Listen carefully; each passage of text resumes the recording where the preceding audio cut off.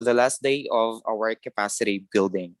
You know, amidst the prevalence of perennial dilemma confronting the educational system and its services, it is high time for us personnel in the Department of Education to get actively involved in the production and implementation of innovations, especially in governance.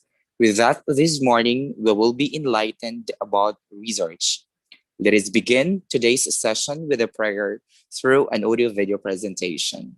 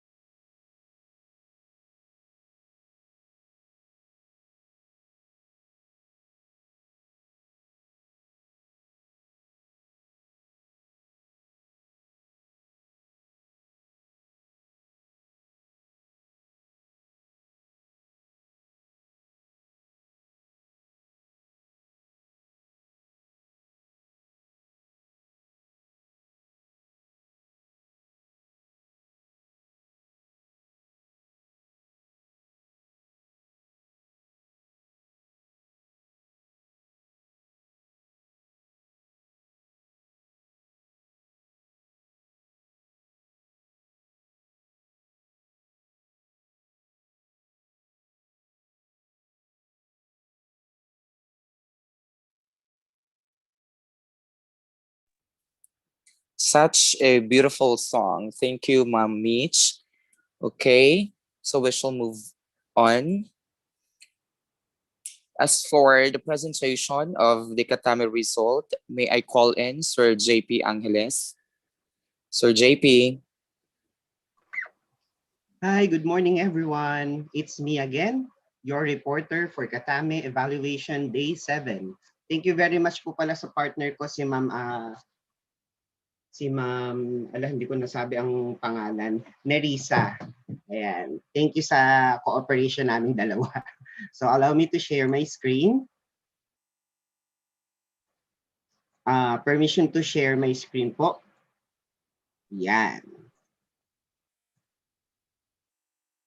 Ayan. So, mga kasama, sa mga hindi pa po nakakapag-online evaluation, so please, para magtali po ang ating report ng attendance sa ating online evaluation. Kasi kailangan po namin ng district office po ito para sa accomplishment. Ano po? So, waiting po kami. Hindi pa po namin isasara yung kahit yung mga previous days na natapos na. So, yan po. Rating for the session, communication skills, 3.95 po ang rating. For our speaker facilitator, Ma'am Susana Sakatrapos, ang rating po niya is 3.96. For our Mr. Host or MC, Sir Leon Gray, 3.86. Technical team, 3.86. The average is 3.86. For the general rating for the day, yan, 3.92 po. Then, ito po ulit sila, online evaluators, top 5 po. Ang 5th place po or ang rank 5 ay si Ma'am Rosary Ann Vergara Tolete.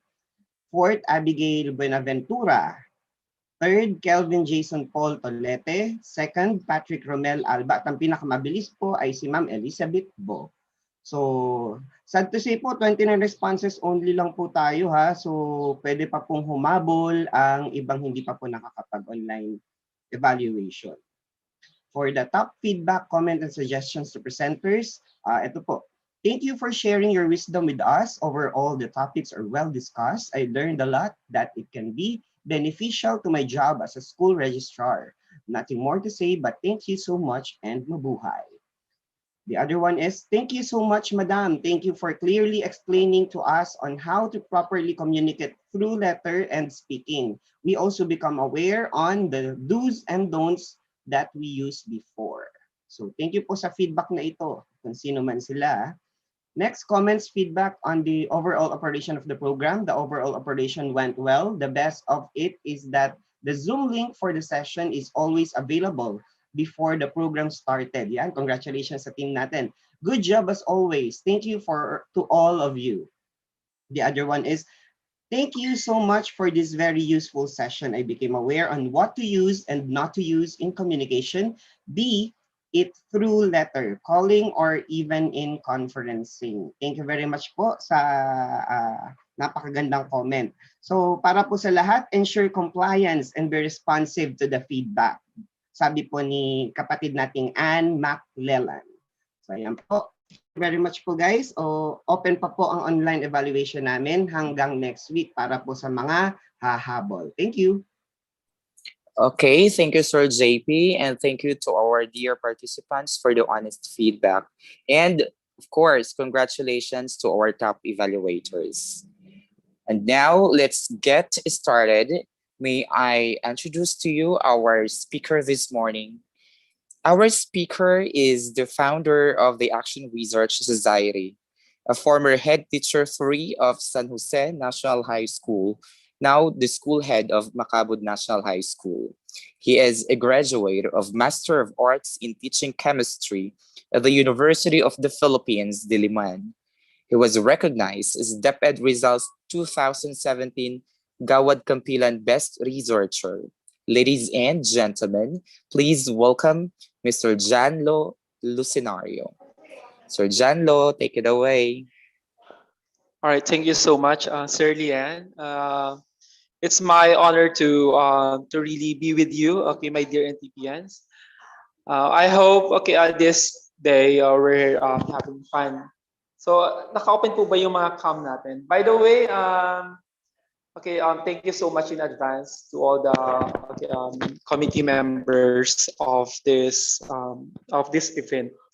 So, ako ngayon actually, to be honest, okay, I am having an equally important na lakad ngayon. And okay, as a contingency, okay, I have recorded okay yung mga yung my talk. All right. So, kumusta naman po ang bawat isa sa atin? Okay, before we got started. Okay, can I hear a response from our dear NTPians? Anyone? Okay, who is having the bravest heart to tell something about you? So can I call randomly? Let's just listen up. Of course, okay, si Nars Sar, Charina. Okay, kumusta po? Okay, how's your day today?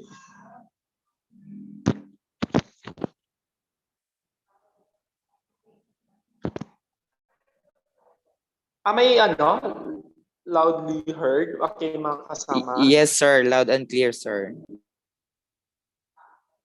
All right. So can before I start with my talk, let's just listen. By the way, nandiyan po si Ma'am Camarsa. Magandang umaga po. Okay, Ma'am C and all the Eco Committee members. Good morning. Good morning po. Yan, pwede bang kumusta naman lang? Okay, before we get started with our talk kasi medyo seryoso okay later on. So sino diyan na pwedeng just tell something about you. Nandiyan sila Ma'am Peter, Ma'am Nancy. All right, so anyway, okay, I hope you're still in good shape. And okay, for this time, okay, I will be asking assistance of our technical assistance team to present my video, okay, recorded video. And then later on, I will be answering your queries and okay after the video. So I hope just sit back and okay, I hope you will be learning a lot okay through this pre-recorded video. Okay, I have recorded it last night.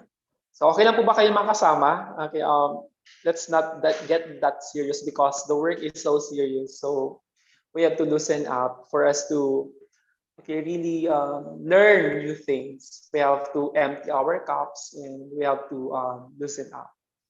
So yes, Ma'am Mitch, can you please present na okay the okay video. Thank you. Hi, a good day, everyone. To my dear NTPNs out there, my dear non-teaching personnel of our district, you are the backbone of our office. You are a frontliner, and we owe so much to you. By the way, okay, I hope you're going to enjoy all throughout this session, as we will be talking as one of the vital skills that you will be mastering while you are performing your task. By the way, I am your discussant for this session, Mr. John Lu S. Lucinario, a research advocate. All right, so let's get it on. So as we know, every day, as we wake up early in the morning, we are being faced with lots of choices and challenges. But one thing for sure, even we are facing lots of challenges all throughout this pandemic, I am hoping and praying that we are still choosing happiness over sadness. So for this time, okay, as you are going to listen to this session, I hope you enjoy it instead of you are prolonging your agony. All right, so that's a must for you to learn in this kind of session. All right, so let's have a simple experiment, by the way, before let's have the um, ball rolling. Right. So can you hold anything or can you grasp anything that's hard? Okay, beside you or nearby you. So maghanap okay ng nung mabagay na matigas na mahawakan niyo out there. And yes, okay, for example, mine, okay, I have a power bank. So can you hold it as if you are calling someone, as if it's your cell phone and you're calling someone? So can you do it? All right, like this. All right. So don't you know that based from studies, okay, and informal studies, it has something to do with our personality? All right. So are you excited to know, okay, what kind of personality you have if you're holding it through your left hand or you are holding it through your right hand? So let's have this. All right. So did you know that scientists found out that you texters hold their phone with their left hand? Oh, wag mo nang ilipat yan, ha? Kasi alam kong nasa kanan yan.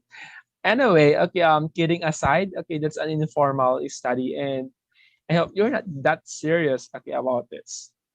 All right, so take a look at these items. So this bulb, okay, a light, an aircon, and this very tiny COVID-19 vaccine. So what's something in common about these items? So what's something in common?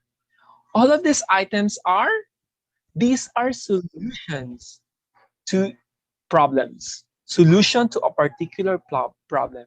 And that's basically what's all about research. All right. But as for me, in terms of in education, being an educator, a teacher, for me, research, in particular action research, is thinking more, talking less, and doing more. So as we know, in our department, we are facing lots of challenges, and those challenges actually, you have the choice if you want to complain or you want to be part of the solution. So as for me, being an educator, okay, a responsive and responsible educator, instead of clamoring, instead of complaining, why don't you be part of the solution? So instead of talking more, you talk less, and you think more, and you do more. And that's all about research. All right, so why we have to do research? And why you're going to do research as an NTPN? So basically, teachers, we're going to do that because it's part of our work. But but as an NTPN, is it also part of your work? Definitely, because problems are everywhere, challenges are everywhere, and you have to look for solution. Otherwise, you will be the problem. So I think, okay, it's unfortunate for you if you will be part of the solution instead of you are part of the problem. So why we have to do research?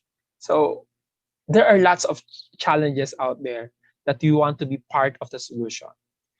And how we are going to do, okay, this type of research, specifically the action research, because action research is action driven.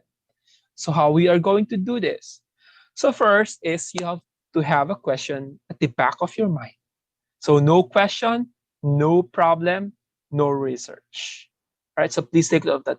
All of these things that you can observe that you're enjoying right now, all of this emanated from a question, an inquisitive mind, from a challenge or from a problem. So have that question at the back of your mind.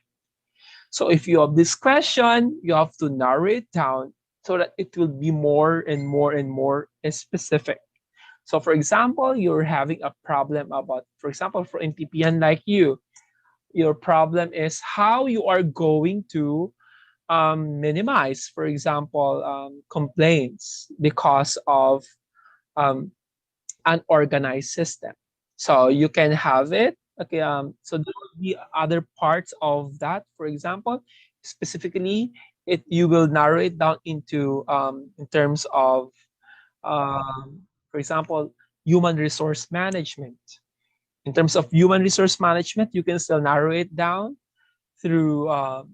Okay, so you have to narrow it down, right? So a specific problem, from a general challenge or problem, you're going to narrow it down into a specific, okay, problems. So it's like a funnel. All right. So how are you are going to do in to narrow down this problem? So there is a skill what we call as literature review. So you are going to review that literature, right? So it's not part, it's of the action research. It's actually a process of research. So literature review, it's like you are going to look for backgrounds and you're going to look for facts out there to support your problem. So it will help us to figure out what really are working, and it will provide us also the rationale as to the why and the how why you are going to do, okay, your research, your problem. And this will signify or give us a signal if you're going to pursue the problem or not.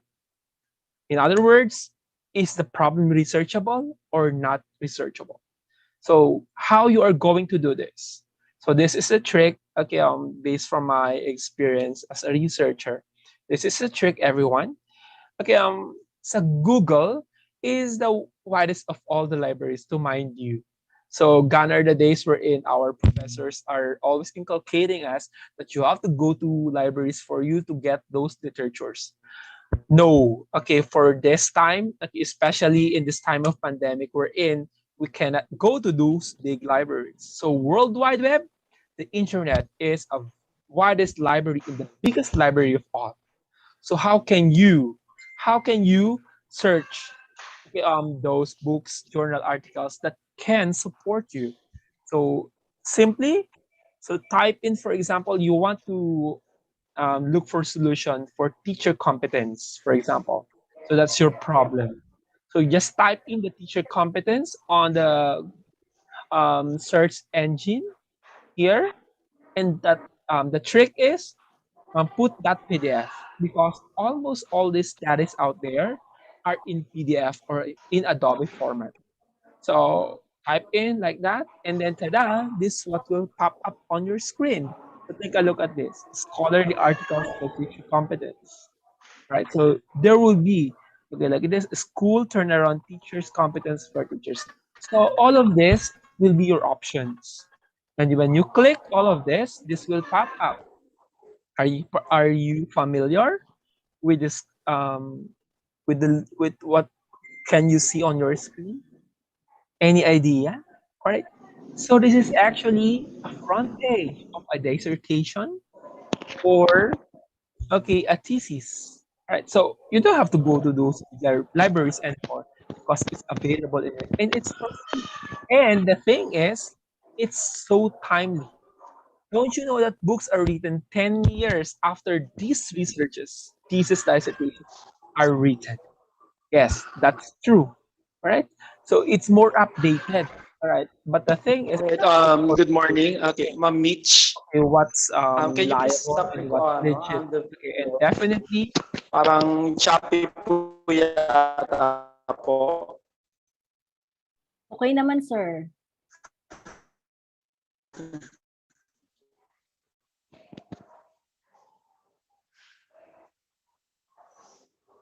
Okay.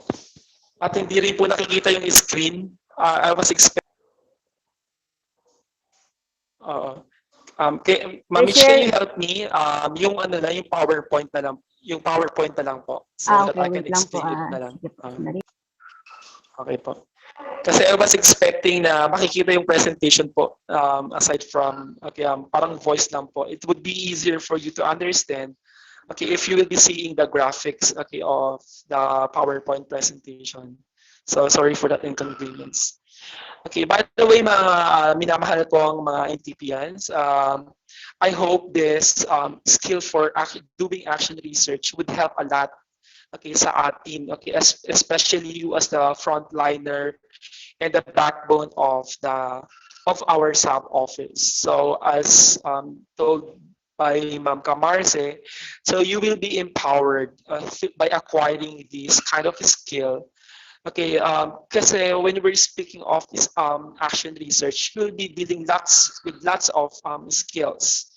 Actually, when we're speaking of research, it's the highest form of 21st century skill, as it connotes the creativity, and creativity as the highest among the four 24th century skills. As a researcher, you have to be a collaborator, you have to be a critical thinker, and you have to be, okay, a communicator, in written and even in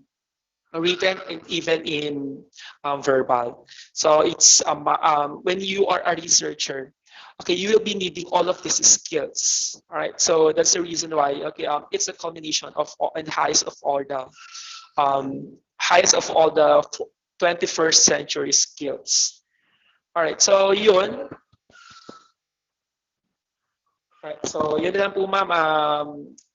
Just passing na lang po yung mga slides. Okay, by the way, okay, yun po mga kasama ay, okay, I hope you will be learning a lot and you're going to apply. So sana maunawaan ninyo in the simplest way, okay, ang mga skills na kailangan natin in doing, okay, action research.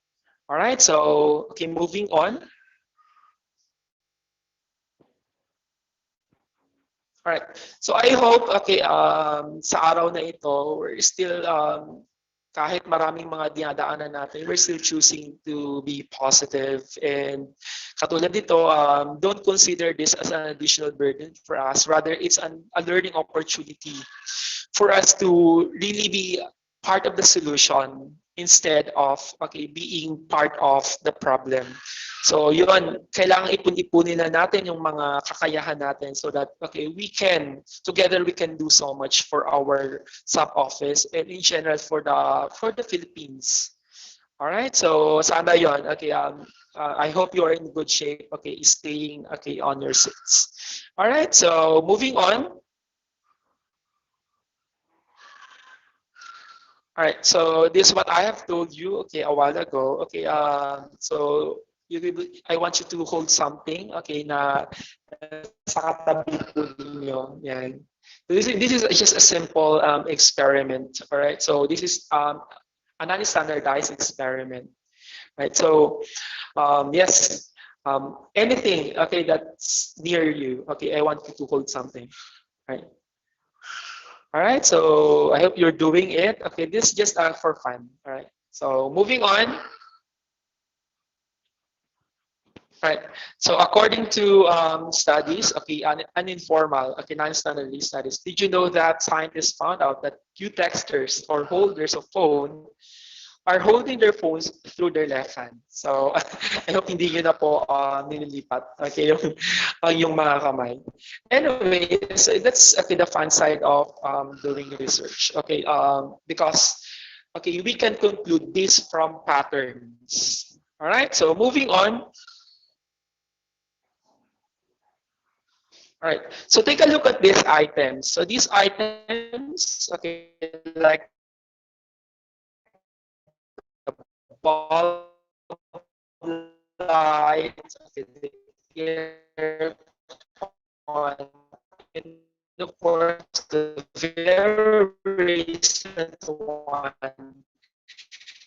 the COVID-19 vaccine.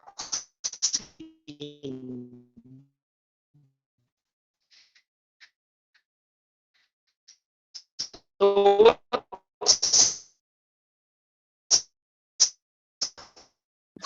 Sir Janlo, Sir Janlo, this, Shopee po. items.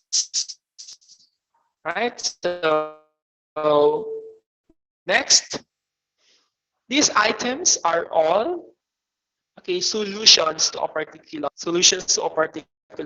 problem, and that's basically the essence of research. So what's the application of that? Basically there are problems there, and the thing is,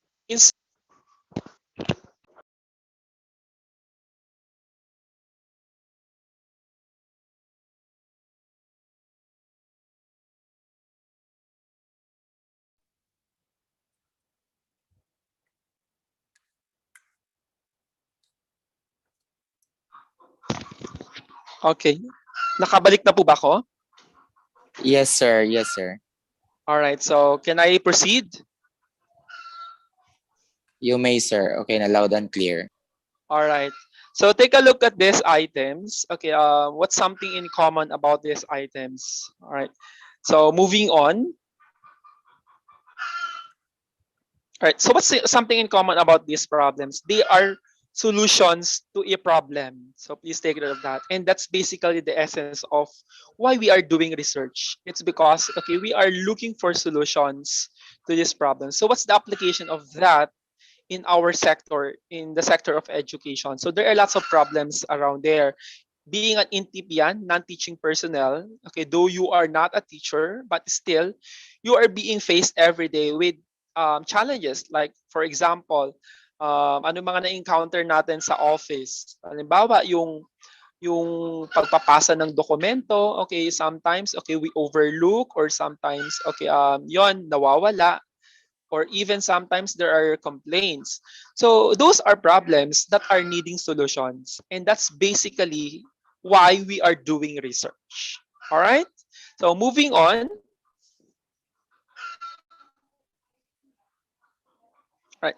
So as for me, based from my experiences, as a researcher, an educator, okay, for how many years, this is the way I look and I define, okay, research, enacting more, talking less, and doing more.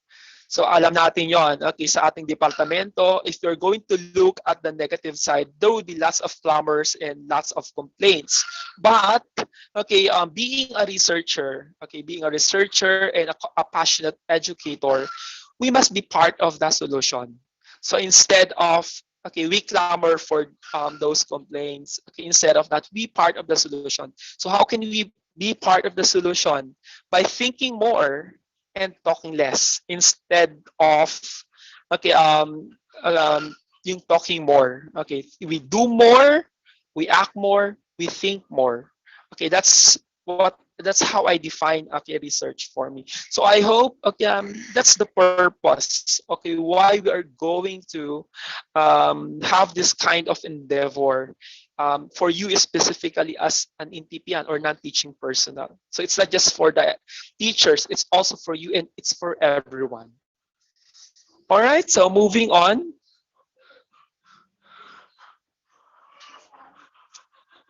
All right, so why we have to do research? All right, so as I have said, being NTPian, you are not exempted to face this kind of problems. There are challenges everywhere. All right, so that's basically the reason, and because we want to be part of that solution. All right, so moving on. And how we are going to do this research. All right, so this is what we're going to talk, okay, about the technicals of how we're going to do, okay, this research. So there are formats prescribed by the department, and that's the format that we have to follow. All right, so moving on. First is you have, of course, an inquisitive mind. So you have questions, okay, at the back of your mind. So if you have questions, those are challenges and problems that are needing to be answered, needing for solutions. So after having questions at the back of your mind, please do, as the saying goes, not all questions would have answer. So if there are questions who have no answer, then don't problem it anymore. All right, so after having all the questions, so what's next? Okay, moving on. Right. So next is to narrow it down. So, okay, screening all the questions at the back of your mind. So narrow it down. So as I have said, not all problems you must problem it. It's because there are problems which might have no solution, or solutions will be, okay, in the future. It's not in your hands.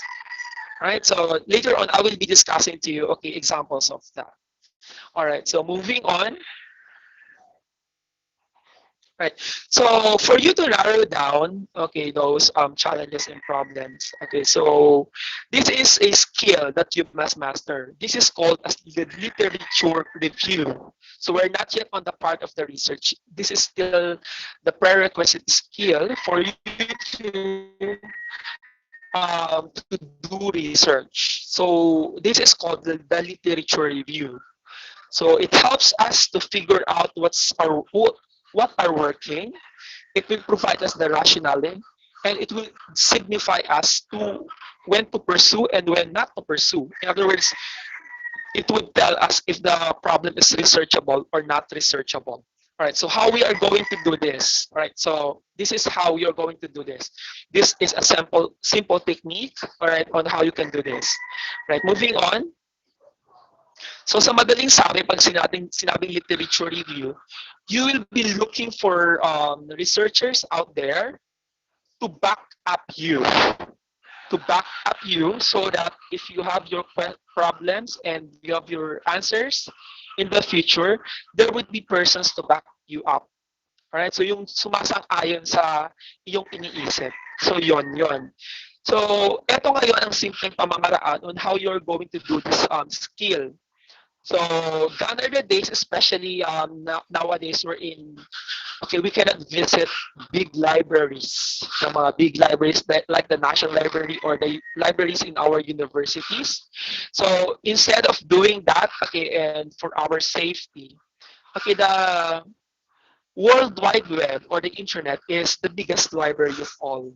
All right, so okay, so mali, it's a wrong connotation that okay, it's always the library that would be a source of those information. So that's not okay a good okay notion. Okay, everyone. And to tell you, books which are deposited in your libraries are 10 years behind.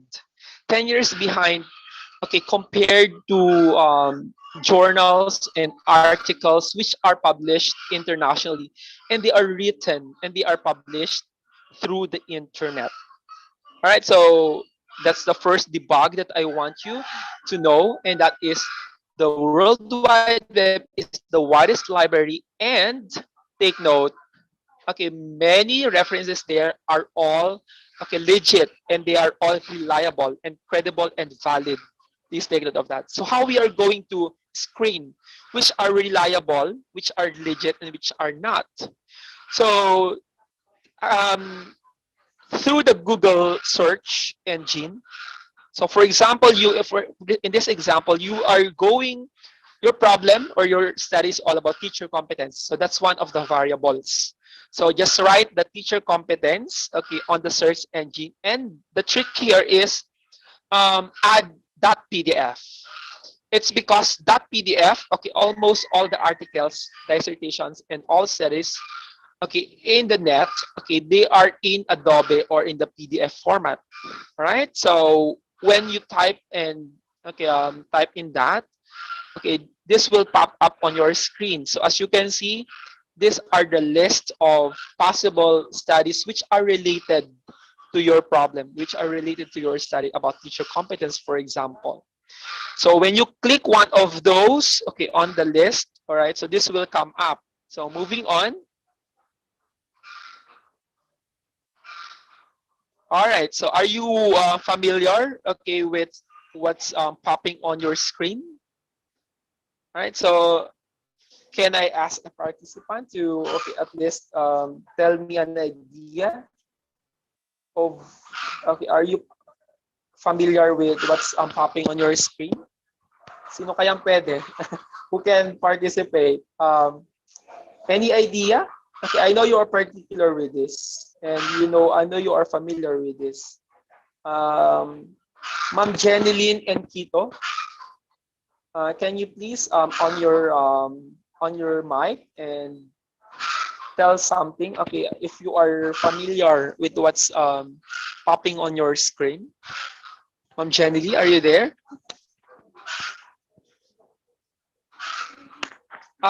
I'm still present. I mean, are you still with me? Okay, mga kasama? Yes, sir.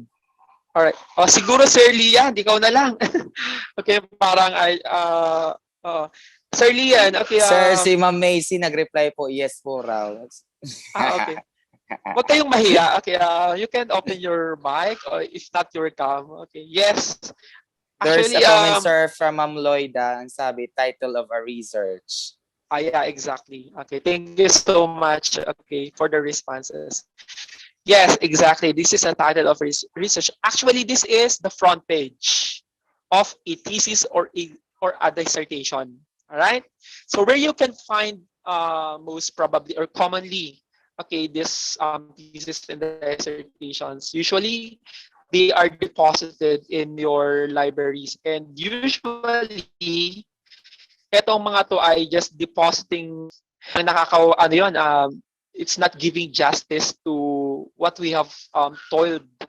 Okay, yung pinagpaguran natin ay kung nasa library lang at hindi siya published, parang you're not giving justice to that. Anyway, okay, so it's not only available okay sa ating mga libraries, it's actually available online, and they are updated, and they are legit, and they are valid and reliable. Alright, so yan, matatagpuan natin sa internet ang mga ito. So no need to go to those big libraries, especially ngayon. We're in, okay, as much as possible, we we are not mobilizing. Okay, we're not going to, we're not going out of the comfort of our home. Okay, just for us to search for those references.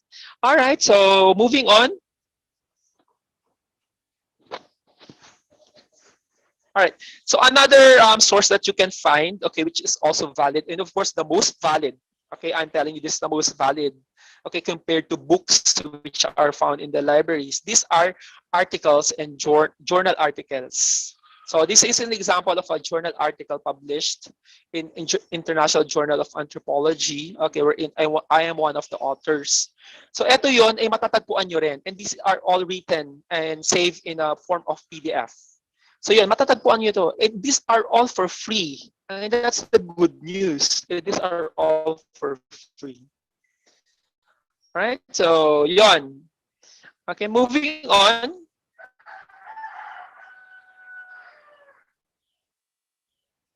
All right. For you to advance search, okay, moving on. You can use, right? So yan, this advanced. Sa pagkakaiba naman nito ay if you subscribe to Google Scholar, the Google Scholar mismo ang magpapadala sa iyo ng mga articles which are related to your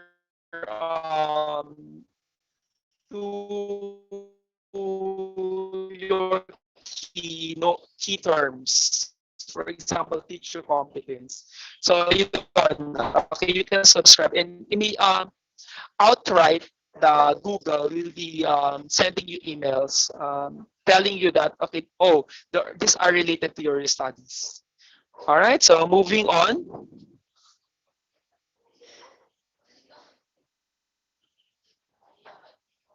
All right, so I hope you are still with me. If I'm sounding technical, okay, mga kasama, later on, okay, you can ask me. And by the way, ang lahat ng mga ito, moving on po. Okay, next slide please. After this, kung hindi kayo nakasunod dito, okay, you can always, yung channel naman, it's not okay for the purpose of monetary and bonus na lang yun. Pero kung hindi niya sundan ito, okay, doon, sinap ko doon, okay, on how you're going to do the research. Alright. So ngayon, before you go to the technicals of research, you must first understand the basics of research. Alright. So, alam natin nung elementary or high school tayo, okay, alam natin na we are doing experiment. Okay, kasi action research, you will be dealing here with interventions. Unless, okay, the study that you want to pursue is just a basic research. For example, perception. So, hindi natin kailangan ng intervention doon. So, ngayon, here, you must know the terms of research. Right, so, alam natin ito, and we are particular with this. We're going to observe what happens after how many days. Basically, dyan naka-root, okay, ang ating gagawin. You must know that. Okay, merong mga bagay na nagbabago. So, ano yung mga bagay na nagbabago dito? So, take a look at this. Like, so dito, yung amount of water and of course, the height of the plant. So, those are changing. Sa science or in research, we call those as variables. So, please take note of that, variables. And of course, there are also those which are constant, not changing. Okay, if you change this will contribute to the change. All right, so it must be constant, like the amount of sunlight here, the type of plant, the type of soil. So those are all constant. All right, so these are the terms. Okay, moving on. These are the terms that you must have a full understanding. Right, so moving on. So yun po yung mga terms na yun. Alright, so nagkakaroon na ng different labeling, okay, pagdating sa education because instead of experiment or experimental group, alright, as an intervention, an experimental group, and the other one is the control group. All right. So, okay, moving on.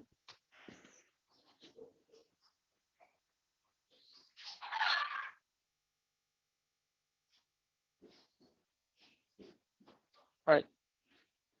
All right. So for this time, okay, you are now ready. Okay, after knowing all of those terms,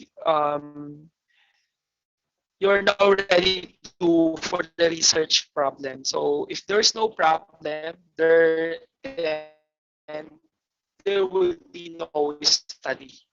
All right. So a research problem, first that you have to consider is it must sustain your interest. So dapat interesado kayo doon. And of course, it must be within your range of competence. Okay, and yun, it must be manageable in size. So halimbawa nito, itong halimbawa ito, what's popping on your screen. So take a look at this. So this is an example for teachers. Halimbawa, gurut bayanihan as RPMS-based collegiate mentoring approach to improve teacher competence in high school science. So nakikita po niyo dito, variables are already evident. So sa title pa lang, kumbaga alam mo na yung mangyayari. Alam mo na ang pinag-aaralan.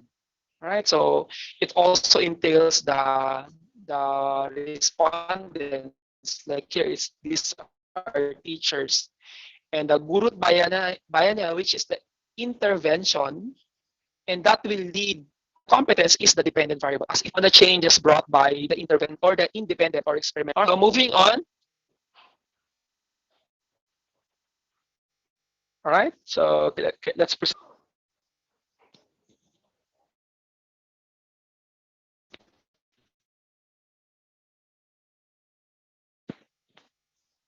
All right, go, Sir Lian Gray. Sir? Sir Lian, Sir Lo? nawala po Yes. ba ako? Apo. Naririnig ka po. Pero medyo Nawala po ako. naririnig ka po, kaya lang medyo choppy konti. Oh, all right.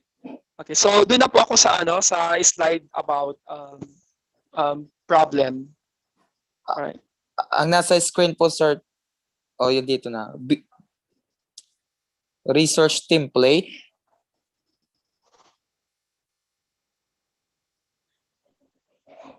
All right. So hintay ko lang po. Yes. Okay. Thank you so much. So yun po. Can I have the slide before the action template, action research template? All right. So before we proceed on the template, okay, mga kasama,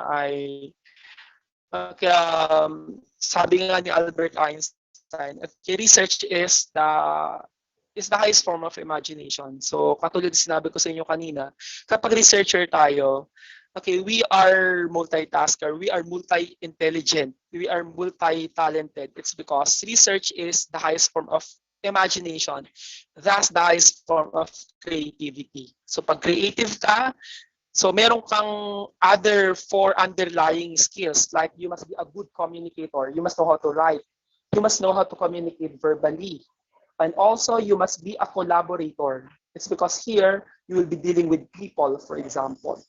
And of course, you must be a critical thinker. It's because you're going to interpret based from data. All right, so moving on. All right.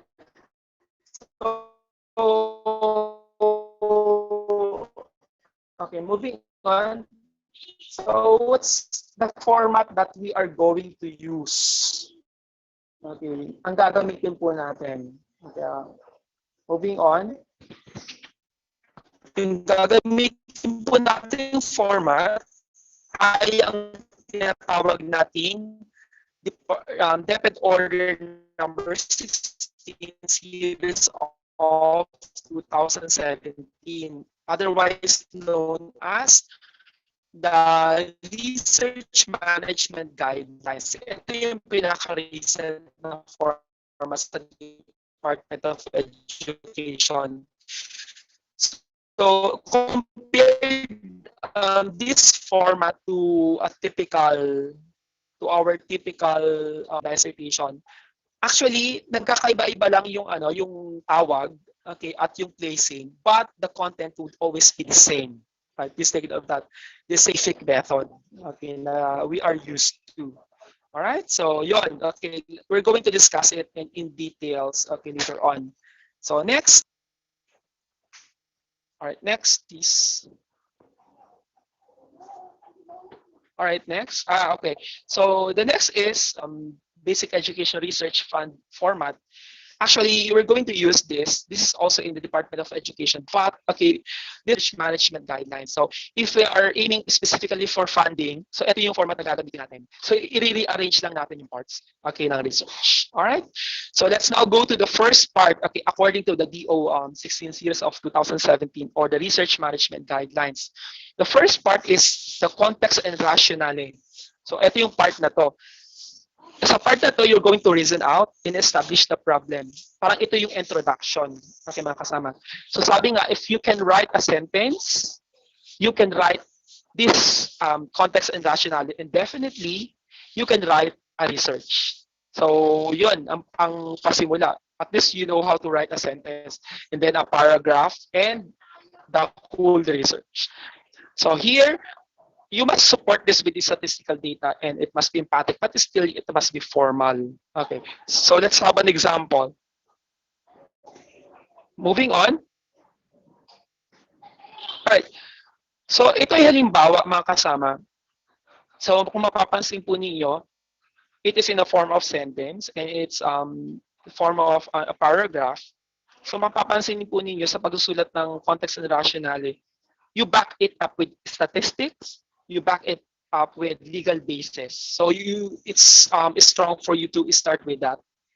Kasi ini-establish mo yung background ng problem.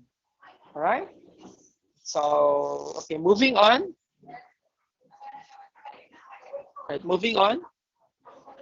So ngayon, mga kasama, ang literature review, which is on the typical thesis and dissertation or research, ay chapter 2.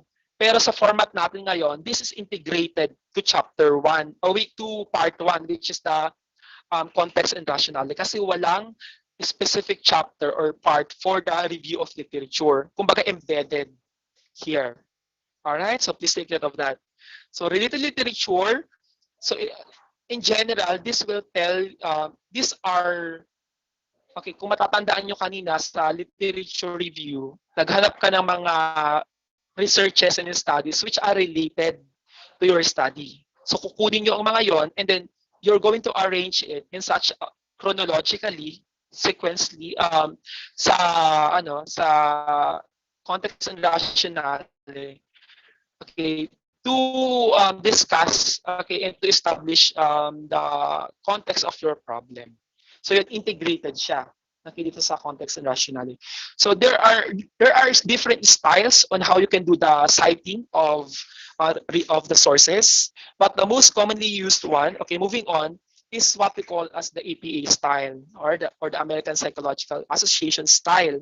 So what makes this different from other styles? Okay, yung ibang mga styles, okay, you can use the Latin and footnotes, but for the APA style, okay, simple lang siya. Okay, gagamit ka ng parentheses, wherein inside the parentheses you are going to put, okay, the name of author or authors, and then the year of publication. So yun. So in general, okay, where you going to use Arial and Times New Roman, okay, and font 12 and double space, and you can use a third person. But okay, the use of third person, okay, that's still classical. Okay, yon, like the researcher, okay, stated that. Pero ngayon sa experience ko, because I am reviewing researches from other countries, okay, as a peer reviewer, na I noticed that ang modern trend ngayon, gumagamit na sila ng mga pronoun. Okay, pero Okay, let's still go to the conservative one. Okay, pero I'm just telling you that it's still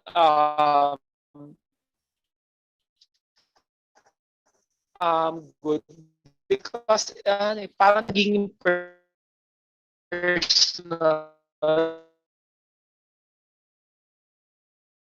siya. It's because in the very first place, research is your personal account, right? So anyway, you can use a third person. All right.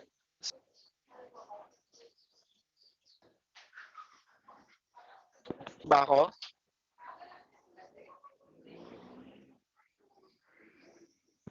Okay. Are you still with me, mga kasama? Okay, I cannot see you, but you can hear me, and I cannot hear you. So magparamdam nga po kayo kung ako ay nasa inyo pa rin. Okay, yes po. Ang hirap ng virtual. Ano?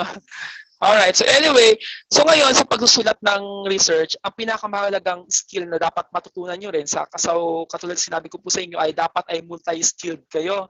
So one of the most important skills na kailangang matutunan dito ay yung paraphrasing. So ito ay tinuturo ng mga you can ask assistance from your English co-teachers. So in paraphrasing, you must master this. Okay? So madaling sabi ang paraphrasing is when you read the whole passage, you have to shorten it without deviating from the main context.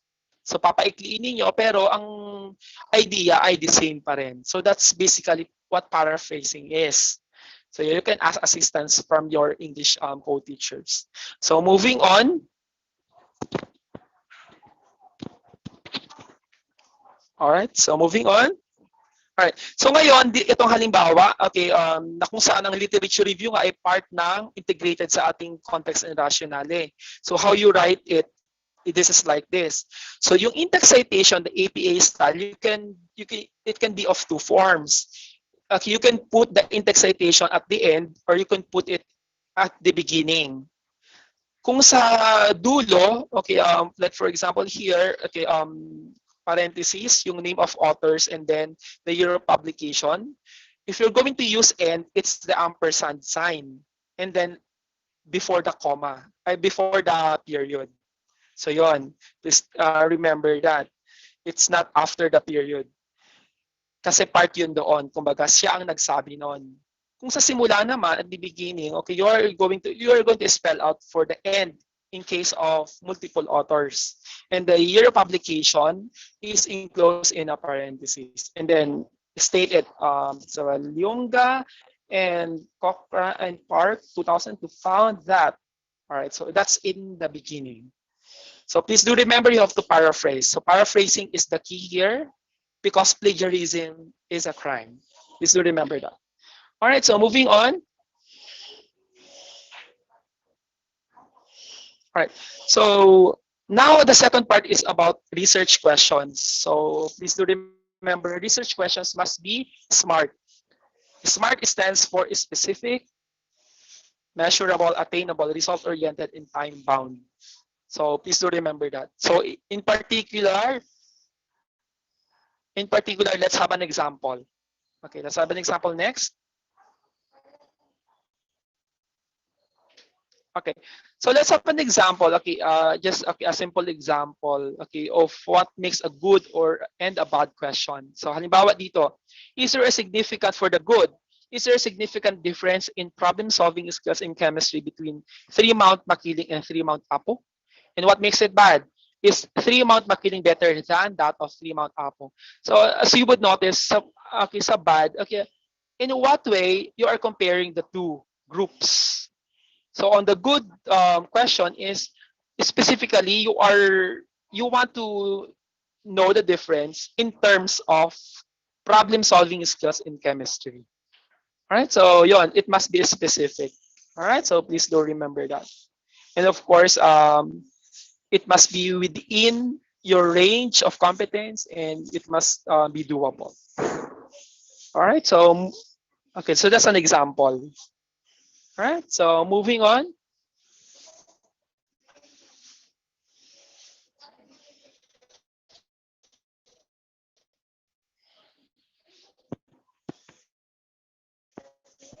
All right, so moving on. So problem, okay, ito ay halimbawa ulit, okay na, okay, do the teacher respond answers utilizing conventional approach?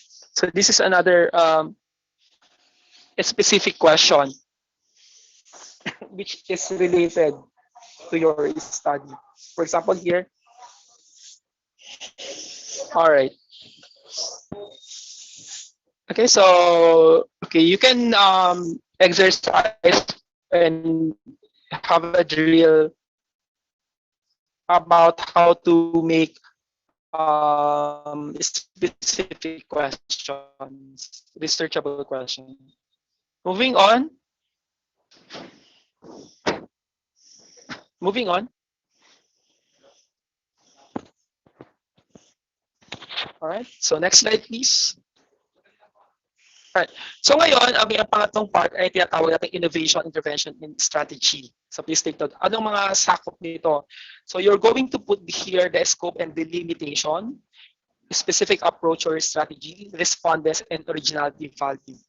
Alright, so specifically, ito yung magiging part in how you're going to do this. Okay, moving on.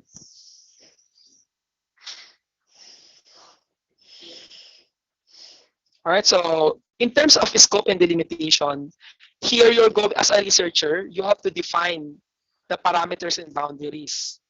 Like for example, okay, the respondents. So sino lang yung mga respondents mo? So sa lahat ng estudyante, for example, ng school ninyo, hindi lahat ay magiging respondents ninyo. So you have to limit it. For example, halimbawa, sa grade 9 science, so hindi lahat ng grade 9 science. So pwedeng sabihin mo, sa section lang na dalawa. So you are limiting, you're the one setting the boundaries. Alright? So yun, halimbawa yun. And then the time. Okay, so kailan mo lang gagawin? Usually it's within 3 months. Okay, mga kasama. Alright, so that's for the scope and delimitation. Alright, so moving on.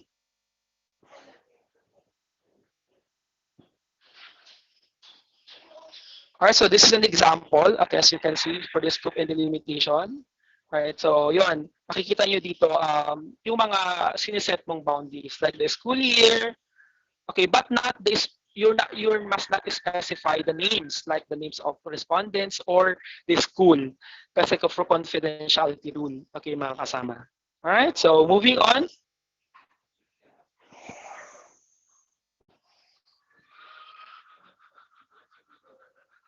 All right. So under also the okay this part, you're going to tell okay as a researcher, you're going to tell what kind of research are you going to use or employ.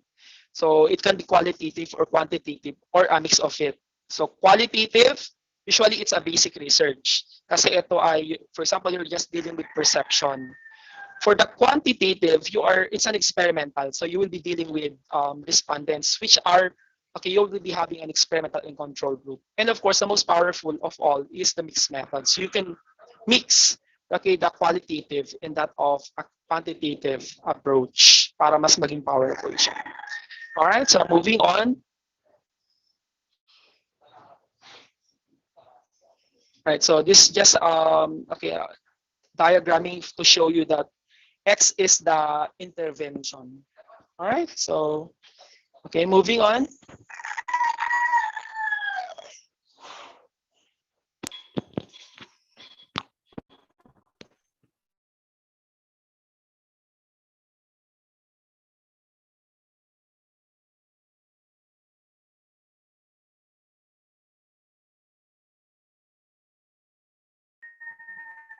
All right, so yun, okay, mga kasama ay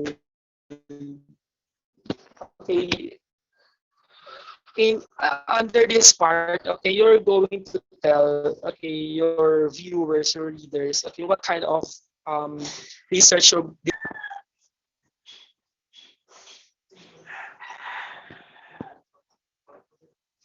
All right, moving on.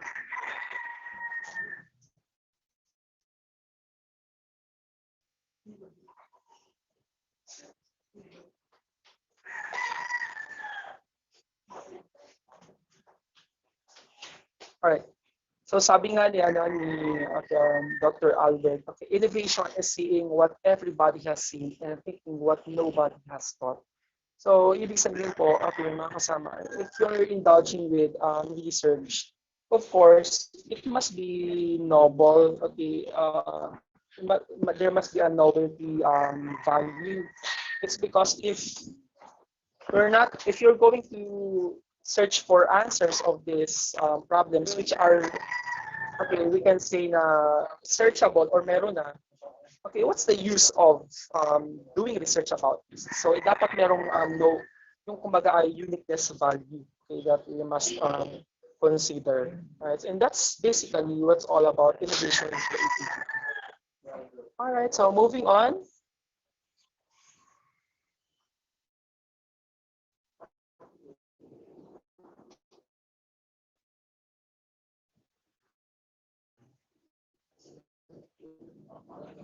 All right, so moving on.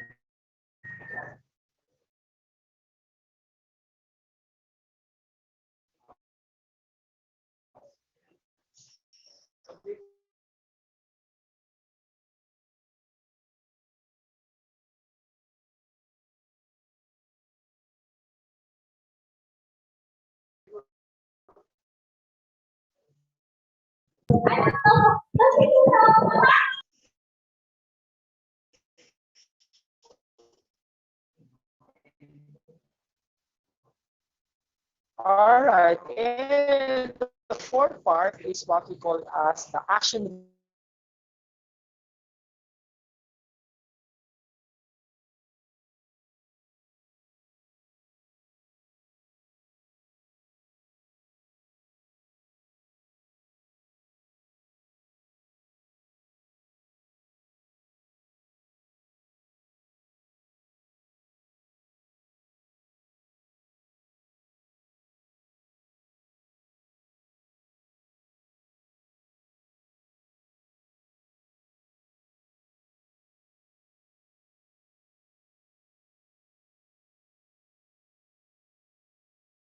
Hello, Sir Janlo.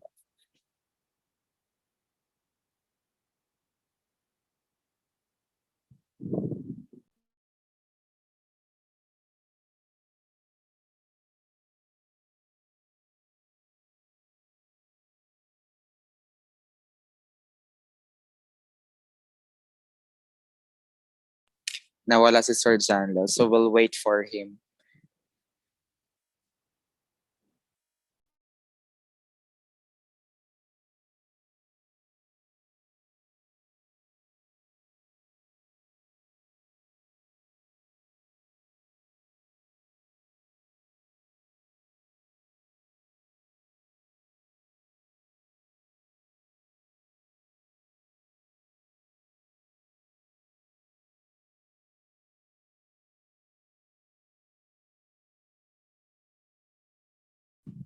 Sir Janlo, are you already there? Ay, wala pa.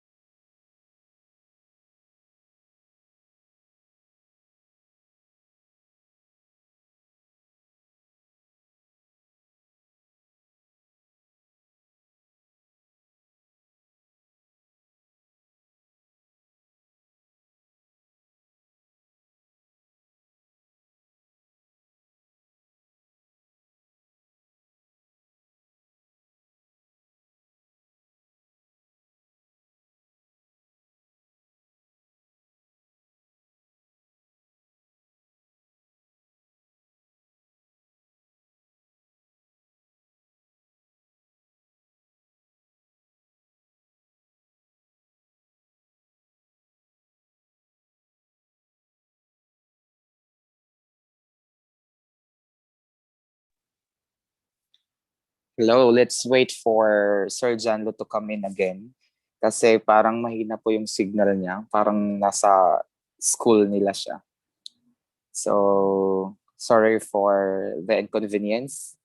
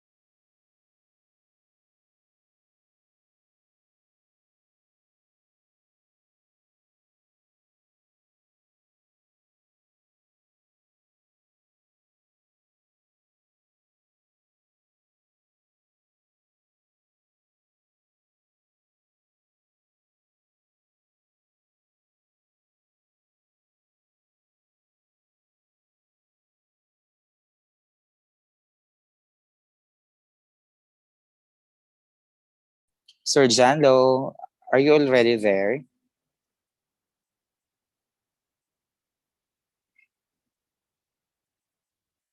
Sir Lo, naka-off mic mo.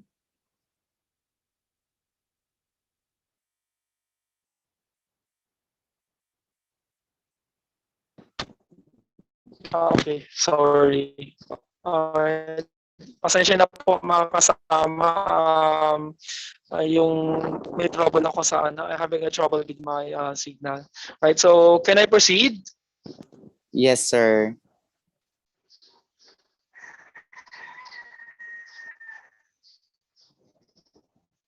Right. Are you still with me? Okay, mga kasama. I hope you're still in good shape. Nawa so under this the action research method, so you have to decide, okay, the sampling technique and how you're going to deal with sampling.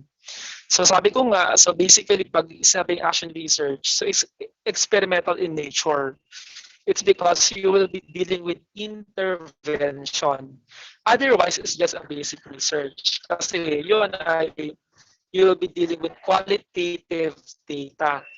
But in here, in case you will be dealing with intervention, so it's a must for you to be particular with the sampling. So if you're going to deal with experimental research or the action research, number is indispensable. Okay, mga kasama. Kasi sabi ng ni Gay 1976, at least 30 subjects is the minimum, or at least 30 subjects or 30 subjects is the minimum. Okay, mga kasama, for you to okay, play with okay, and to for you to conclude inferentially. So remember that 30 pataas ang magiging respondents po natin. Alright. So yun po mga kasama. So otherwise, kung less than that, still you can pursue your experimental study. But you're going to use another statistical tool na kailangang na itatanong po ninyo yon sa inyong mga kaibigan na mga na maalam sa statistics. So as a rule of thumb, so if you're dealing with experimental research or action-based research, at least 30 as a number of respondents. Otherwise, you have to compute using this. Mas dumadami response, nagiging valid yung respondents you have. Kasi pag konti, it right. So yun mga kasama. So tayo ay background of as a rule of thumb. So 30. Moving on.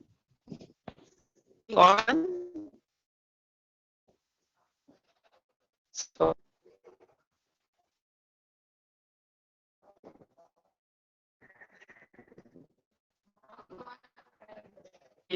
okay, that can integrate in the action list. The procedure on how you right? So there are different ways. So for example, observation, even option, yan, di ba? Nagagawa na list or through the scrutiny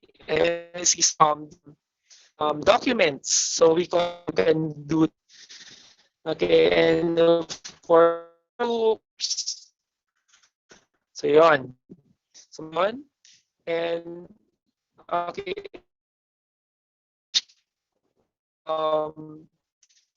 Creatively we can do the interview. So yun. These are just some of the ways. Okay, there. Okay, data. All right. So next slide, please. Sir,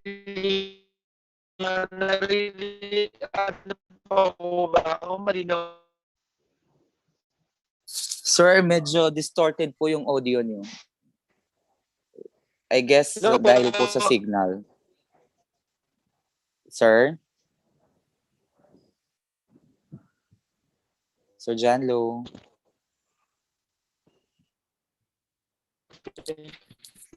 Next slide. Sir, Sir, choppy ka po. Hindi ka po naririnig, sir.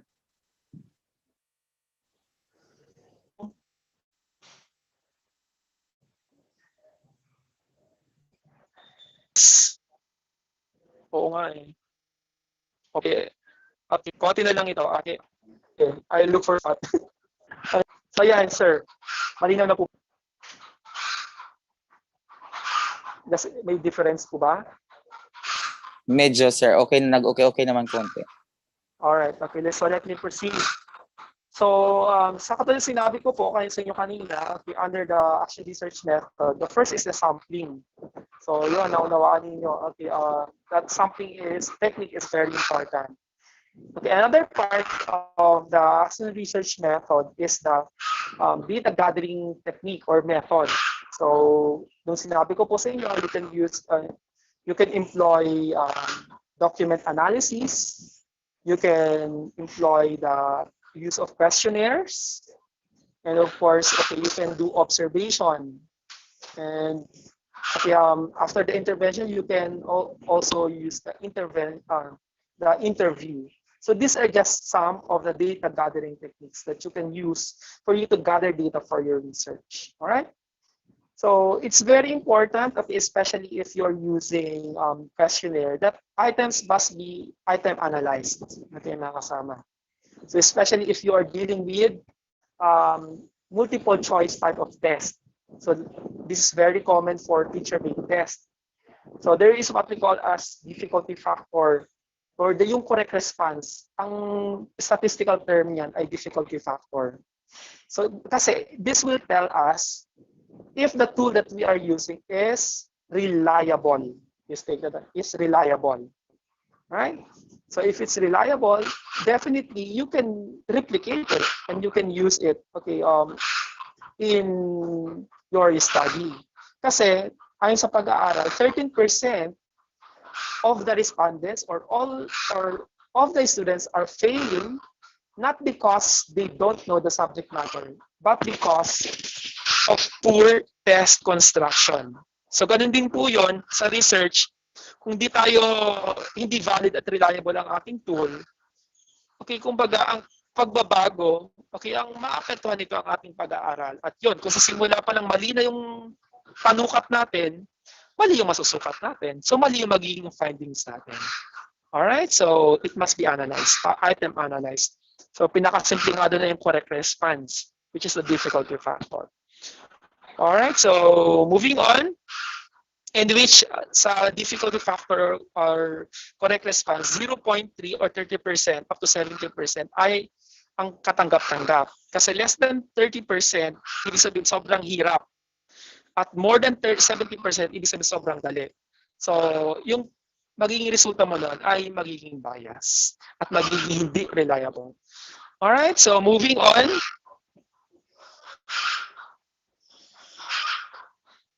Alright, so that's what I have told you. Okay, so validity, you can do it. Okay, as it measures what is supposed to measure. So yun, bago gawin yung tool, kailangan ipakita muna sa mga mas nakakaalam. Okay, or yung may major noon. So we call it face validation and content validation. For the reliability, we are going to test for, okay, there are ways on how to do this. Katulad noon, yung difficulty factor. Alright, so moving on. Right. So ngayon, in analyzing the data, okay, mga kasama, pwede tayong gumamit ng mga software. So for this time, I will not be discussing this in details. Okay, yung statistics. Okay, unang-una, I have to tell you that, okay, ang statistician, okay, hindi natin kailangang bayaran sila ng ganung kamahal. Okay, kasi tayo, nag-aaral tayo nito, we can do the statistics ourselves. Please take note of that. And what's the use of studying statistics if we cannot do statistics ourselves? So, yon. So, ang pinakasimpleng if you don't have the source software, you can use the Excel. So, you can start using descriptive statistics like percentage, mean. So, yon. Pwede tayo magpasimula doon, mga kasama. And then, after that, you can proceed to simplest statistics like the inferential statistics of t-test. So if you're not used to that, okay, you can always use the descriptive statistics percentage. Yun lang yon. Enough na yon, okay, for you to present your data. Okay, unless you want to go deeper. All right, so this is an example of a tool, okay, na pwede natin gamitin. Okay, you can just ask, okay, your colleagues if they have software like this. All right, so moving on. Okay, moving on. So I will not be discussing in details yung mga yung magiging yung statistics, okay, mga kasama. Okay, so that's gonna be a separate topic, okay, for the statistics. Ito halimbawa ng computation using the software. So yun, kung may software kayo, kahit may software kayo, if you don't know the basics of it, definitely walang magiging silbi ang software. So you must first understand the variables. You must first understand, okay, which are you trying to compare? So yun muna ang dapat malaman natin. So statistics is another session, okay, for you to go deeper. All right, so moving on.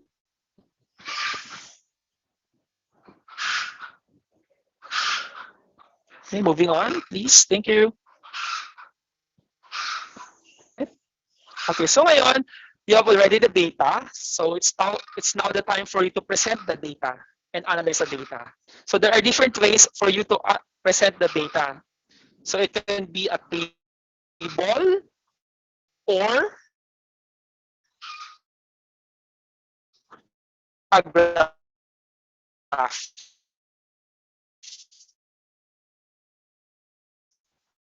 For example, not N.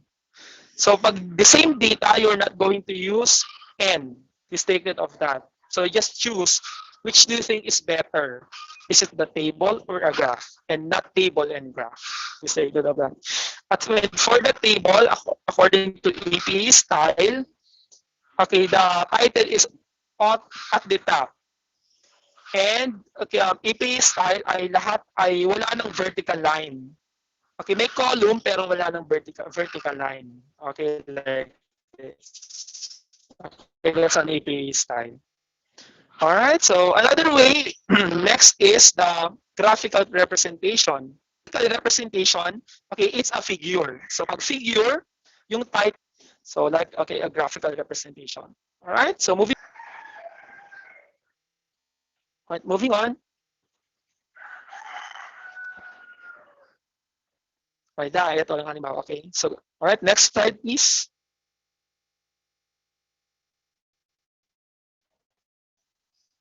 And of course, you can, okay, under the figure, okay, of the way to present, you can use artifacts like this, yung actual answers ng mga bata. Or yung actual na, being an NTP yan, yung mga actual na mga responses through your feedback mechanism.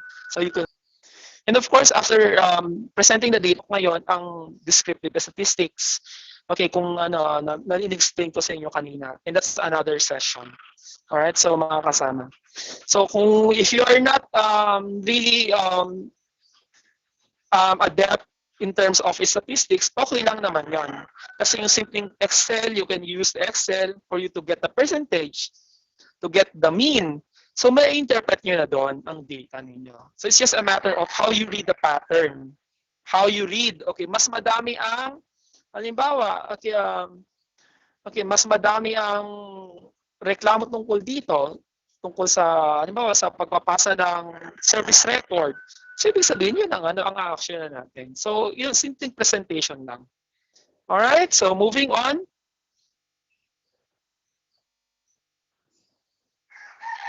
Alright, so ito yung application na sinabi ko sa inyo kanina. Okay, there are lots of applications, but the simplest one is the Excel. Alright. So, moving on.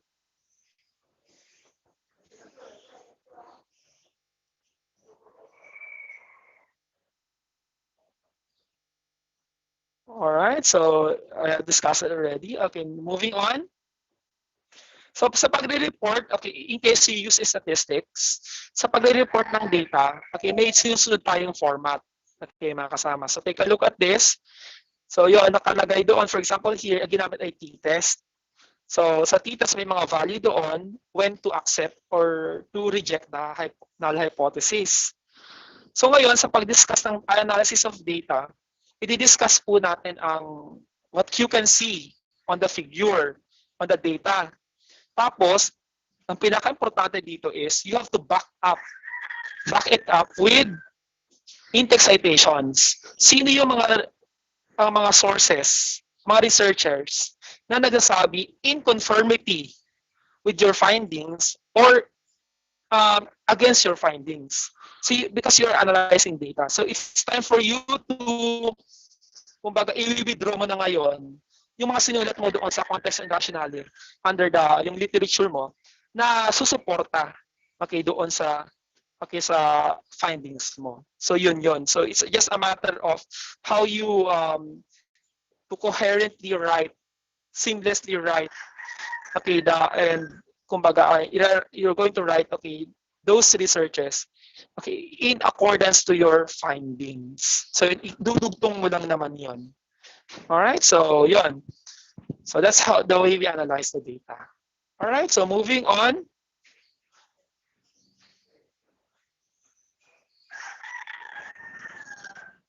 And tada, okay, we're nearing, okay, to the end. Okay, mga kasama. So pag natapos mo na yon, okay, dun sa analysis of data, ang pinakadulo na dun, mga kasama, yung conclusion mo. Alright, so yung conclusion mo, sasagutin mo yung mga research questions mo.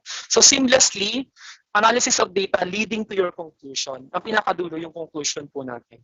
So ganun lang yun. Wala nang another part for the conclusion because conclusion is integrated to the method kasi walang part for the conclusion.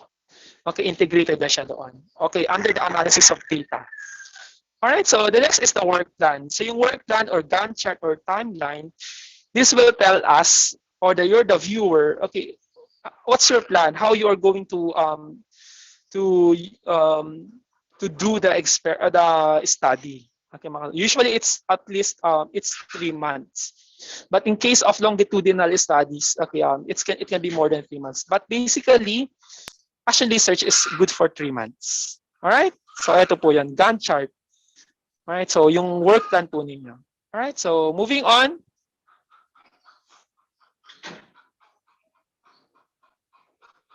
Okay, and of course, cost estimate. Yan. Kailangan ng cost estimate. Ngayon, ang format na sinusunod natin na basic research management guidelines, wala doon ang guidelines sa paggastos. Ang guidelines ng paggastos ay nasa Basic Education Research Fund. Alright? So, yon, you can download that. So, nandun ang bawal, nandun ang hindi bawal. Okay, so yon. So, you consider that okay, guidelines for you to write this cost estimate. Alright, so moving on. And of course, okay, what's your action plan? Okay, so ito yung parang recommendation natin. Pero sa part na ito, you're going to put here your plan on how you can disseminate your findings. So usually it's in a form of focus group discussion, LAC session, inset, conferences, or even publishing it internationally or nationally. So yon, isulat po ninyo yan dyan, okay, sa action plan. And the last part is the references. So references, okay, with uniformity, okay, APA style. So pag using the APA style, okay, wala tayong bibliography na. Okay, bibliography is not under APA. It's the references. So hanging indent po siya and alphabetically arranged. Alright, so wala nang kung ano ba siya, thesis ba siya, books ba siya, okay, in general na alphabetically arranged. Alright, so I think that's all. Okay, moving on. So let me leave you, okay, with this message. Okay, from Albert Einstein. It is not the strongest of the species that survive, nor the most intelligent, but the most responsive to change. Halimbawa na yan ngayon ay we are facing this challenge, this pandemic, na kung saan lahat ay napilitan to really shift to what is uncomfortable, to distance learning. Okay, mga kasama, from the traditional approach of learning. So yon. So ano na to, wake up call na sa atin ito mga kasama. So sabi nga ng mga pag-aaral, future belongs to those who are creative and those who are adapting to change. So if we cannot do it today, we are somewhat preparing ourselves to die in the future. Please take it up. And of course, okay, I would always tell you, okay, that research is thinking more, talking less, and doing more. So in Department of Education, instead of complaining, why don't we, okay, be part of the solution? All right, and that is through research. All right, so yun lang po mga kasama. And for more information, you can always contact me. You can follow me through Facebook, through YouTube. Okay, mga kasama. So yun po. Okay, moving on. Okay, moving on. Alright, so yun po. May diniscuss ako na na chop-chop, kumbaga part by part, like kung paano gumawa ng problem, paano gumawa ng research questions. Those are separate videos. So you can just follow, okay, subscribe to that channel.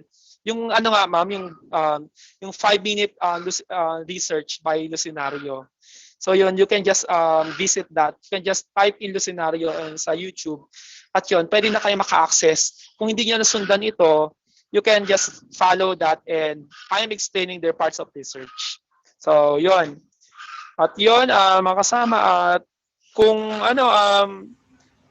okay, kung kayo, I can give you for free, pero kung meron akong books about this, okay, I'm selling for 100 pesos. Pero Okay, if you write to me passionately, okay, I can give you for free. Okay, so maraming salamat po, and okay, good morning po sa bawat isa sa atin. I'm ready for your queries and your comments. Thank you so much. Okay, thank you, Sir Janlo, for such a nice presentation and research. Though there are some technical problems you have encountered which are but out of our control, but still you have delivered the objectives of your discussion. Thank you, Sir Lu. Okay, so I guess our participants are eager to ask questions or clarifications with regard to the presentation or discussions. You may open your microphone or you may shut down your comment on the comment section.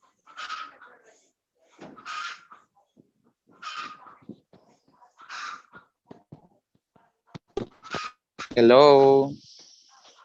Questions? Okay, yun. Question please. Okay. Anyway, Sir Gray, in case na okay, they are timid in asking questions, they can just follow me okay doon sa mga videos ko na yon. At yon, matututunan nila yon yung parts ng research. Specifically, may Yes, discuss sir. na rin ako doon about the statistics, about correlation, t-test. So yon, they can just subscribe to that, and then they can learn based from their own pacing. So yon. Sir Lou, meron po kayong do you have a activity or output that is being prepared for today for our participants? Or wala po? Ano po, siguro ano na lang po, they can submit yung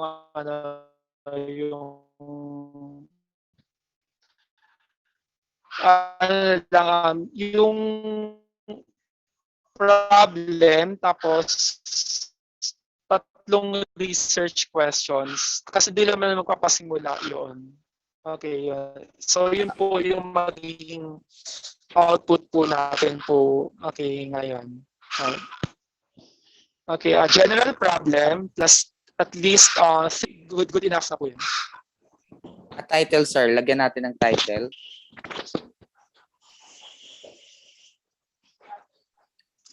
Siguro output na lang po. Output, output. okay, in research. Okay, so everyone, based on what Sir Lou have said a while ago, your output for this session would be you have to come up with a problem and have at least 3 nakalimutan ko, statements of the problem. Sir Yes, Lou, research questions. Research questions.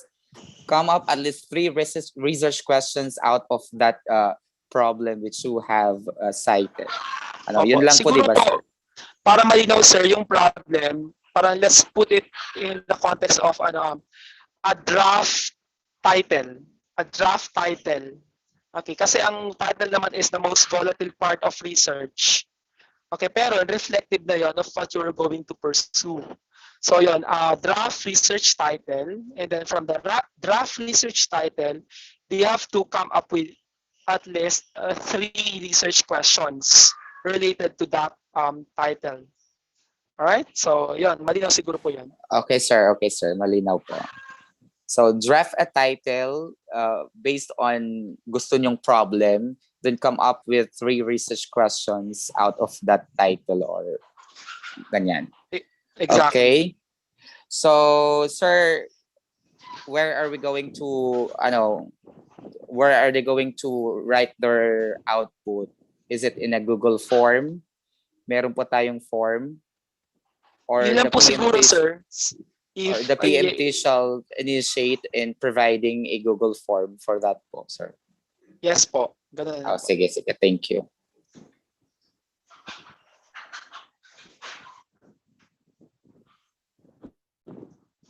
Okay, so may tanong pa? Wala? Wala na siguro. Parang wala na, sir. Okay. Ito yung disadvantage nito eh. Yan. Sana kung face to face, you can always do the showmanship. And ngayon it's really lots of technical glitches and lots of limitations. Okay, Sirlo, thank you. Okay, since there You're are welcome. no questions coming from our participants, I hope that you have followed the discussion, and then you may also subscribe to Sir Janlo's YouTube account for further inputs about research. And then don't forget to come up with your output this morning, a research title, and formulate 3 research questions out of that title. Thank you. So moving on, Mamich, are we going to have the closing program? Yes, sir.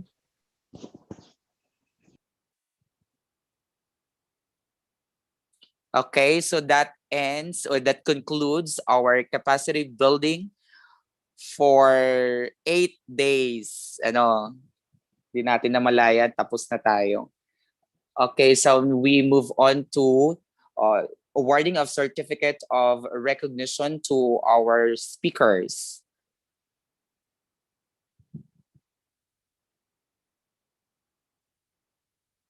Sir Joseph, pa-flash naman po. May aayos lang po ako.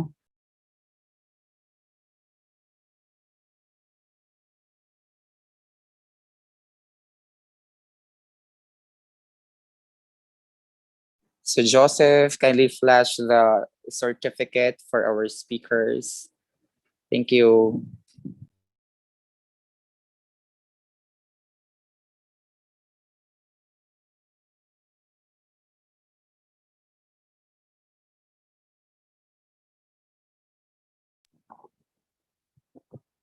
Sir, good morning.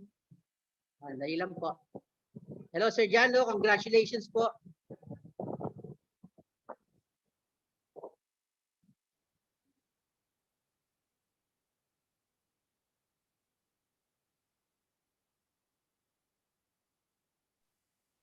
Okay, as what I've said, awarding of certificate of recognition to our speakers. Let me read the citation of the certificate. Republic of the Philippines, Department of Education, Region for A. Calabarzon, Schools Division Office of Rizal. This certificate of recognition is awarded to Janlo Lucinario for his valuable contribution as a speaker during the conduct of capacity building for non-teaching staff personnel on online applications, data management, research, and communication skills held on April 26 to May 7 via Zoom. Issued on May 7, 2021. Signed, Charlo D. Rapia, Schools Division Superintendent. Thank you, Sir Janlo, and congratulations. You're welcome po. Okay. Thank you so much to the team. Okay, especially kayo po, yung mga head ng technical team. Okay, Ma'am Mitch, maraming salamat sa pag-assist sa akin. Thank you.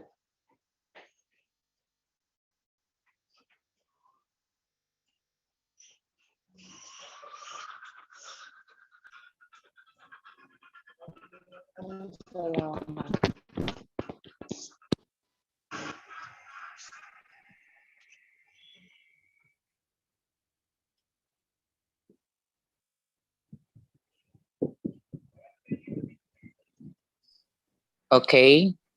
Sir JP, Ma'am Neri, is the Katami link for today is available? Available na po ba? Yes, sir. You may comment down to the comment section para po makapag-katami na po ang ating participants. So,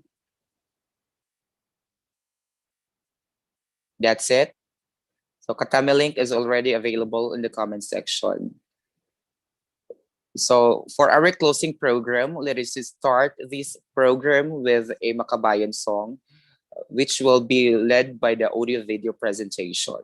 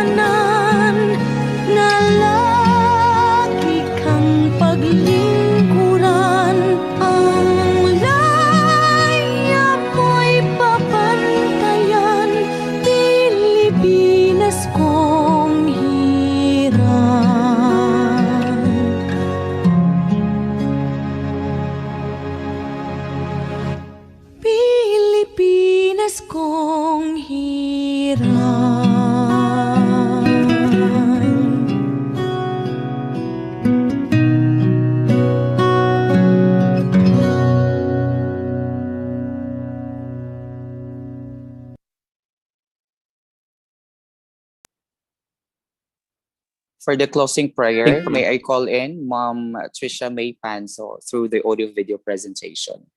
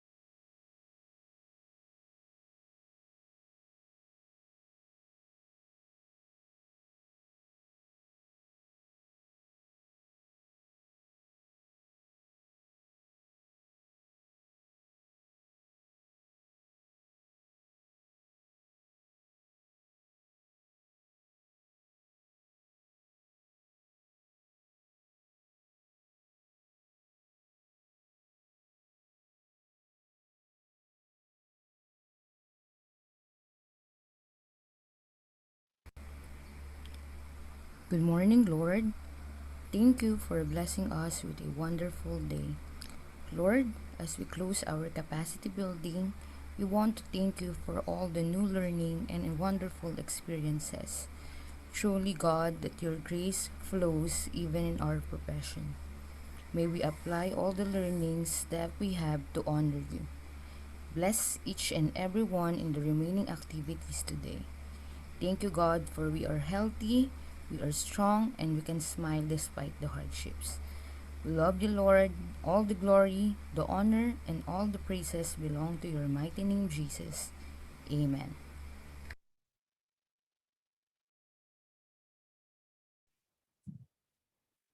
Amen. So at this point in time, let us hear Ma'am Christina C. Camarce for a closing remarks.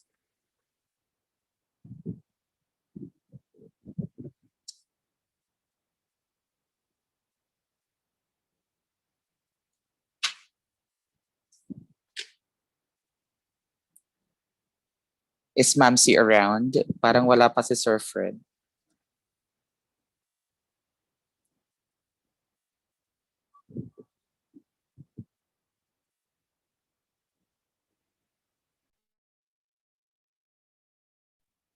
Okay, since wala pa pong ating mga PSDSs, we shall move on to awarding of certificate of participation.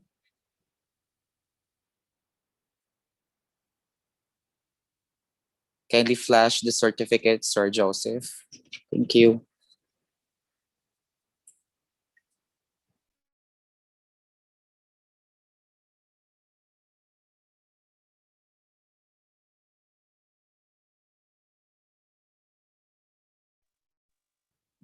sir, yung ano, certificate of participation, later ko na lang sir ipapakita ang nandito kasi ngayon ay for PMT and then for attendance.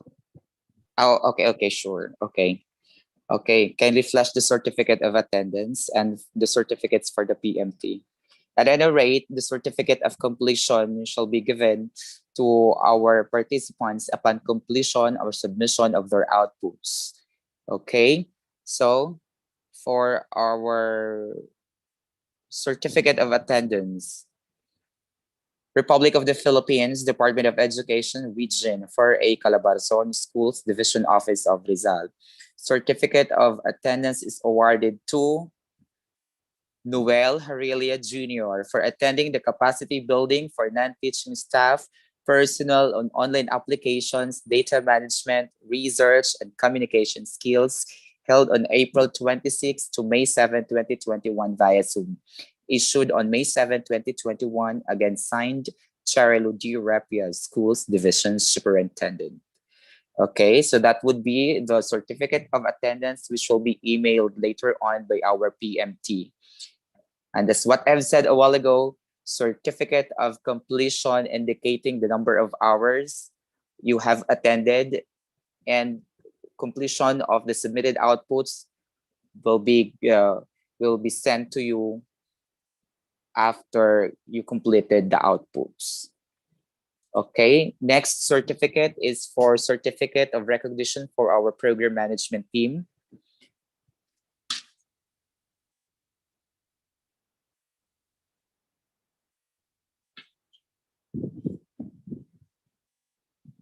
Certificate of recognition is awarded to for his or her valuable contribution as part of the program management team during the conduct of capacity building for non-teaching staff, personnel and online applications, data management, research, and communication skills, held on April 26 to May 7, 2021 via Zoom.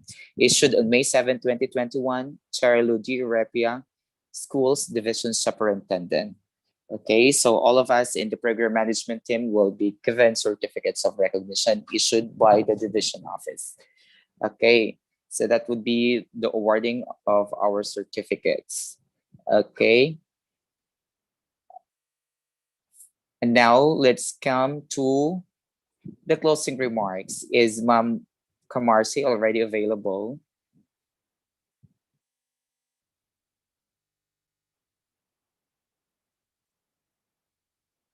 Ma'am Mitch? Sir, wala pa rin po. Sa ano na lang po tayo, post-test na lang muna. Okay. So while we are waiting for our PSDSs to come in, for them to give their closing remarks, we shall have the post-test because you had your pre-test before the start of the training. Kailangan natin ngayon ng post-test to assess whether you have learned from the training we have conducted. So what you are going to do is to scan the QR code on provided on or flashed on your screen. Kindly scan, then answer the said test. Thank you.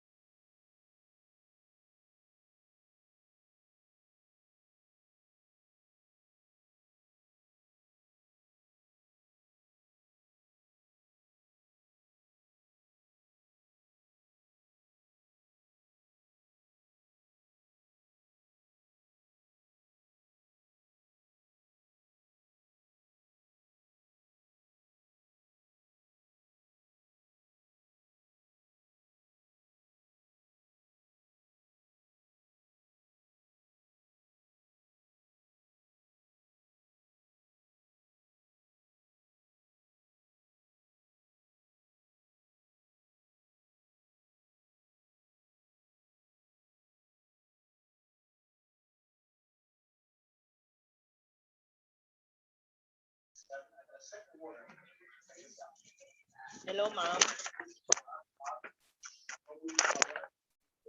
Okay, so I guess everyone is already answering the post test. So since our beloved PSDS Ma'am Camarsa is already here, ma'am, let us hear a closing remarks coming from you. Yes, thank you, Leon Gray. To my co-PSDSs, Sir Fred Cabalang, to all the committee, the technical working group of this capacity building, and to all the Entipians, happy morning sa inyong lahat. So I was not able to come in to listen dahil nagkakaroon kami ngayon ng TA on the strategic intervention materials of Mascap National High School. Pero alam ko, kayang-kaya po ni Ma'am Medina, ni Ma'am Sandra, and the whole staff of this seminar workshop, of this capacity building. I'm very proud that we have finished the 4 days. Kung kakapsulize natin 4 days ang ating training, dahil sa ganda ng inyong training, kasi akala ko itong training na ito ay yung may pinadadala sila to comment for this. Ay natutuwa ko kasi yung mga clerk ng sub-office nagpapadala sa amin. Sabi ko, nagko-comment ako, tawa sila ng tama. Ma'am, ito po'y output po namin ng aming capacity building. And I'm very proud of you, all the Ethiopians who finished this kind of capacity building. We are being linked to SDO Rizal sapagkat we already answered your development plan. So lahat ng inyong nasa development plans ninyo na answered na natin, kaya tataas na ang inyong performance because you are being capacitated by our very good resource speaker in this capacity building. I hope that you are going to use this and to explore more in order to meet all the requirements in this pandemic situation. Congratulations and thank you to all of you. And sa lahat po, maraming salamat po. Ang next training natin naman ay yung mga utility and mga clerk natin sa bawat school. Kasi gusto naming i-capacitate lahat ni Sir Fred Cabalang. Thank you more and happy morning. Congratulations po sa inyong lahat. Okay, thank you, Ma'am C, for a heartwarming message. Thank you very much. Okay, so thank you, everyone, our participants, for being with us in this capacity building on online application, data management, research, and communication skills. We hope and pray that the learnings you have gained all throughout of the activity would be of great help to your functions as NTPNs. Gratitude goes to our PSDSS for the trust and confidence given to the Rodriguez ICT team, the facilitators for sharing their valuable knowledge on the assigned topics given to them, and of course to the program management team for preparing the activities, the platform, and ensuring the smooth conduct of the activities. Thank you all. Thank you very much. Okay, so for your post-test, pwede na yung sagutan maya-maya. Okay, let's end this session with a photo documentation. Let's open our cameras. Sir Joseph, kindly do the honor. Okay, good morning po ulit. So, suklay-suklay na po. Paki-open na po ang inyong mga camera. Then, smile po para po sa ating picture-picture po. Okay. Paki-open na lang po ang inyong mga camera. Okay. Smile po tayo. Smile po. Okay, 1, 2, 3. Okay. Isa pa po.